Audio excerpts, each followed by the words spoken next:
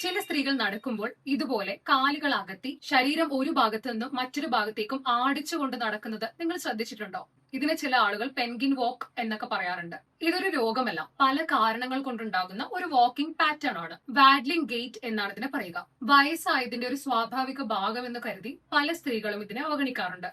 ഇതിന്റെ ചികിത്സയിൽ പ്രധാനപ്പെട്ട ഒന്നാണ് സ്ട്രെങ്ത് ട്രെയിനിങ്. പല കാരണങ്ങൾ കൊണ്ട് ഇങ്ങനെ സംഭവിക്കാറുണ്ട്. മസിൽ വീക്ക്നെസ്, ആർത്രൈറ്റിസ്, ബാലൻസ് കുറയുന്നത്, വൈറ്റമിൻ ഡി കുറവ്, ന്യൂറോളജിക്കൽ അല്ലെങ്കിൽ മസ്കുലാർ ഡിസോർഡേഴ്സ്, അങ്ങനെ ഒരുപാട് കാരണങ്ങൾ ഇതിനുണ്ട്. ഒരു ഡോക്ടറിന്റെ സഹായത്തോടു കൂടി നിങ്ങൾക്ക് ഇത് കണ്ടെത്താവുന്നതാണ്. ഇതിന്റെ ചികിത്സയിൽ പ്രധാനപ്പെട്ട ഒന്നാണ് സ്ട്രെങ്ത് ട്രെയിനിങ്. വയസ്സായ സ്ത്രീകളിൽ സ്ട്രെങ്ത് ട്രെയിനിങ് എന്ന് പറയുന്നത് വെയിറ്റ് കുറക്കാനുള്ള മാർഗം മാത്രമല്ല, ആരുടെയും സഹായമില്ലാതെ നമുക്ക് നിലനിൽക്കാനുള്ള ഒരു ഇൻവെസ്റ്റ്മെന്റ് കൂടിയാണ്. ഒരു ഫിസിയോതെറാപ്പിസ്റ്റിന്റെയോ ക്വാളിഫൈഡ് ട്രെയിനറിന്റെയോ ഗൈഡൻസോടുകൂടി നിങ്ങൾക്ക് സ്ട്രെങ്ത് ട്രെയിനിങ് തുടരാം. അതുപോലെ വൈറ്റമിൻ ഡി ഡെഫിഷ്യൻസി സസ്പെക്ട് ചെയ്യുന്നുണ്ടെങ്കിൽ ഒരു ഡോക്ടറെ സഹായത്തോടു കൂടി 25 hydroxy vitamin D blood test ചെയ്യാവുന്നതാണ്. വൈറ്റമിൻ ഡി കുറവാണെന്ന് കണ്ടെത്തിയാൽ ആവശ്യമായ ഡോസിൽ സപ്ലിമെന്റേഷൻ എടുക്കാം.